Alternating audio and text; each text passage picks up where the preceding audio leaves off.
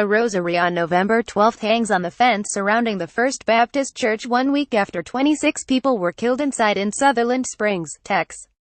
Carolyn van HoutenThe, Washington Post. The FBI is unlikely to try to make a federal legal case out of a locked iPhone used by a lone Texas gunman who fatally shot more than 24 churchgoers 2 weeks ago, according to U.S. officials.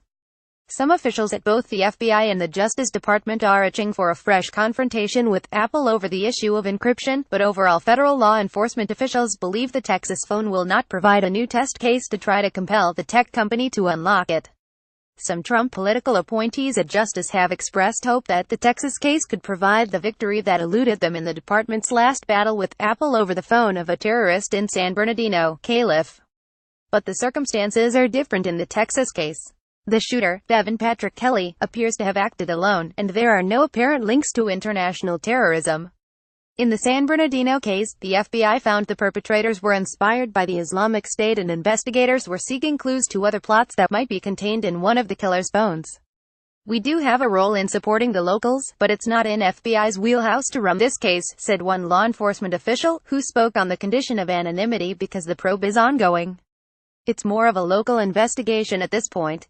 The probe is being led by the Texas Rangers, a law enforcement agency with statewide jurisdiction. The FBI is offering assistance." Shortly after the shooting in Sutherland Springs, Texas, investigators tried to press at least one of the dead man's fingers to the phone, hoping the Touch ID fingerprint feature would allow access, but the effort failed. Since then, the phone has been sent to the FBI's lab in Quantico, VA, to see if FBI specialists can figure out some way to access the data on it. While those efforts have not yet been successful, FBI investigators haven't given up hope they can find a solution, said individuals familiar with the matter. If the phone's data remains locked away, the most likely outcome is that federal officials will let state prosecutors in Texas decide whether they want to pursue legal action against Apple, the individual said. 2 days after the shooting rampage, the FBI special agent in charge in San Antonio, Christopher Combs, said investigators are unable to get into the phone.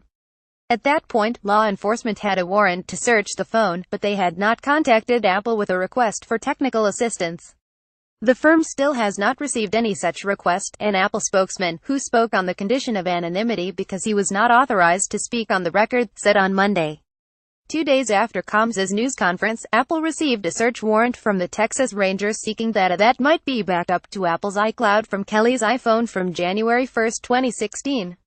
The warrant, issued on November 9 by a district court judge in Wilson County, directs Apple to provide anything that might have been stored on the firm's servers, including photos, videos, contact information and iMessages.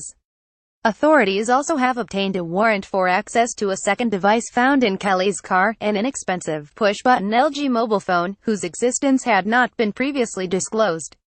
An LG spokesman declined to comment. The San Antonio Express-News first reported on the search warrants. Deputy Attorney General Rod J. Rosenstein has called for tech firms to find a way to make encrypted data accessible to law enforcement officials.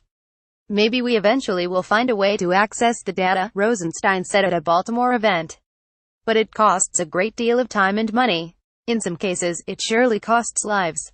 That is a very high price to pay. We need to find a solution." Hamza Shaban contributed to this report.